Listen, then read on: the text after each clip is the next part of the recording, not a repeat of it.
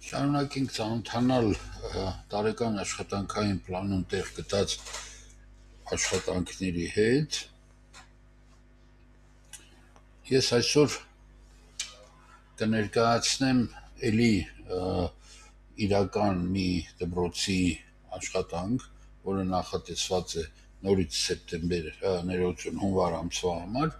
և նախատեսված է նորից մեկ շաբաթում իրականացնելու նպատակով։ Այստեղ բավականին ձևակերպումների խնդիր կա, որի վրա ձեր ուշադրությունն եմ հրավիրում։ Այսպիսով, միջոցառման վերնագիրն էր կատարել ընդհանուր դասալսումներ 10-ից 12-րդ դասարաններում, պարզելու լաբորատոր աշխատանքների կազմակերպման ընթացքը և գնահատման համապատասխանությունը չափանիշներին։ Հիմա որն է այստեղ մեր խնդիրը։ Առաջինը, մեծ կարևոր մի խնդիր է ձևակերպումը, կատարել ընդհանուր դասալսումներ։ Ընդհանրապես դասալսումները մենք իրականացնում ենք դպրոցում ներդպրոցական վերահսկողության ընթացքում, այսինքն դասալսումը ներդպրոցական վերահսկողության մի գործողությունն է, որը ուրեմն մեզ ցույց է տալիս այս կամ այն գործընթացը ճիշտ ու համապատասխան իրականացնելու ապացույցներ։ Այդ պատճառով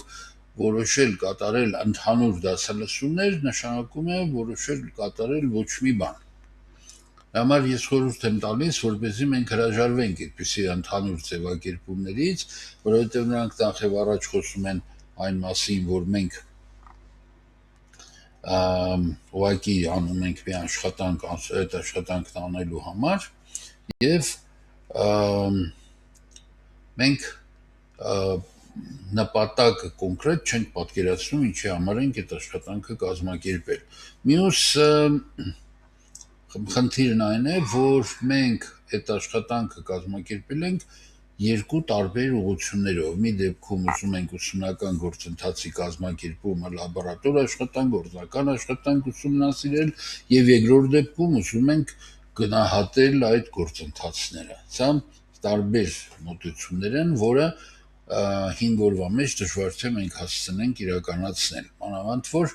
ուրեմն լաբորատոր աշխատանք իրականացում են արդեն ուրեմն առնվազն 4 առարկա բնագիտական,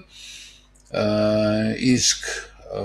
ուրեմն գործնականում բոլոր առարկաները, հետևաբար այդ ծավալի աշխատանքն իրականացնելը բավականին դժվար ու ժամանակատար գործ է լինելու։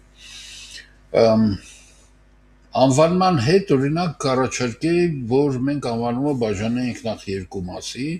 10-ից 12-րդ դասարաններում լաբորատոր գործնական աշխատանքների կազմակերպման արդյունավետության գնահատման նպատակով իրականացնել ներդպրոցական վերահսկողություն, եւ եթե գնահատման մասին էլ ենք ուզում անենք, ես իհարկե խորհուրդ կտամ սրանցից որևէ մեկը ընտրել ուղղակի, դա օրինակ 10-րդ 11-րդ դասարանում գնահատման իրականացման համապատասխանությունը գնահատման չափորոշիչներին,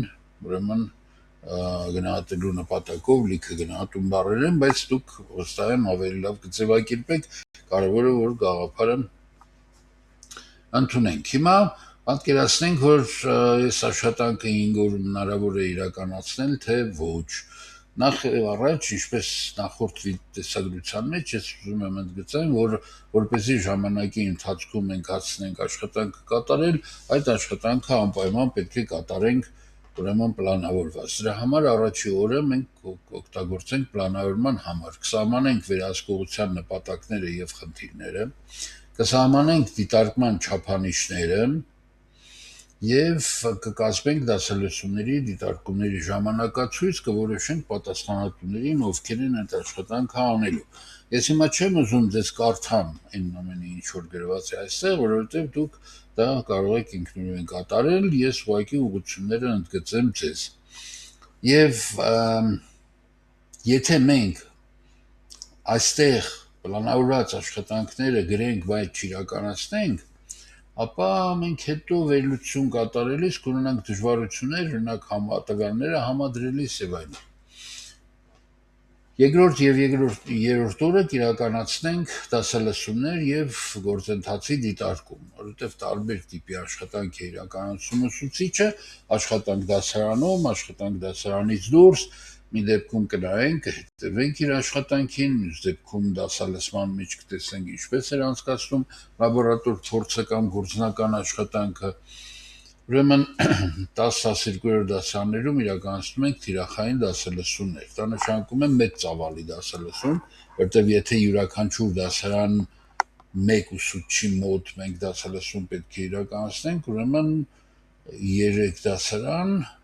ամեն մի դասարանում առնվազն մի մարդ լսում է 3 դաս նույն ուսուցչի մոտ, հետևաբար եղավ մեր մոտ 9 դասալսում, 9 դասալսում 2 օրվա ընթացքում ծանրաբեռնվածությունը արդեն պատկերացրեցիք որքան մեծ էր։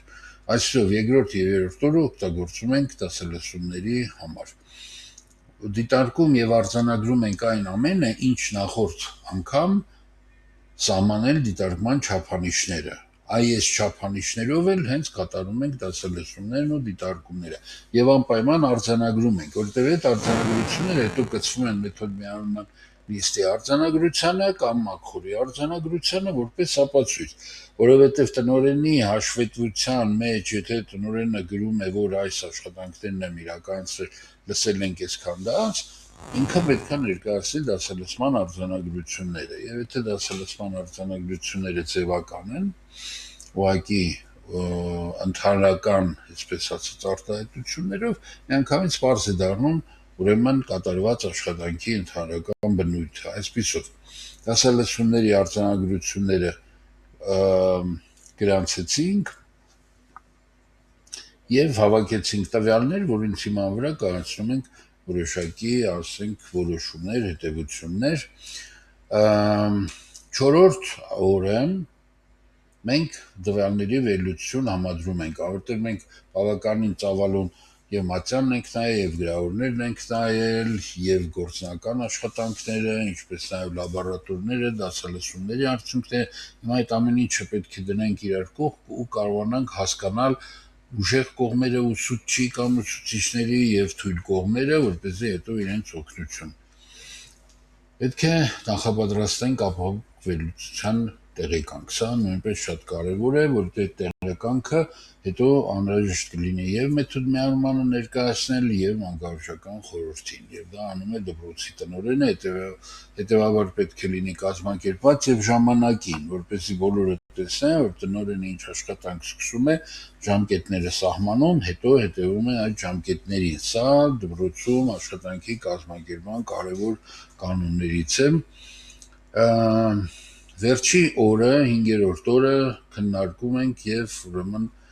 արձանագրություն կազմում, արդյունքները մեթոդ միավորման նիստում քննարկեցինք, կարող ենք քննարկել տնօրենի մոտ ընդդայնված խորհրդակցության կամ եթե կուզեք փոքր մանկավարժական խորհրդի նիստում, որը կլինի արտահերթ մանկավարժական խորհրդի նիստ, որը մենք կարող ենք ցանկացած պահի հրավիրել, որտեղ կներկայացվի ամբողջ գործընթացը, կներկայացվեն խնդիրները, կներկայացվեն առաջարկություններ խնդիրների բարելավման, այդ վերացման հետ կապված եւ անպայման կազմի նիստի արձանագրություն եւ բոլոր այն նյութերը, որոնց հիման վրա մենք այս եզրակացություններն արեցինք, կգցվեն մանկավարժական խորհրդի արձանագրությանը։ Հիմա արդյոք 5 աշխատանքային օրը բավարար է։ Այո, բավարար է, 5 աշխատանքային օրը լիովին բավարար է, եթե տնօրենը եւ իր թիմը պլանավորած աշխատանքը համառորեն, հետեւողականորեն, պատշաճ ու պատրաստական ձևով իրականացնում են, եւ սա միանշանակ նպաստում է դպրոցի առաջընթացին, դպրոցում թիմային աշխատանքի կազմակերպմանը, դպրոցում որակի ապահովմանը։ Բոլորից հաջողություններ եմ։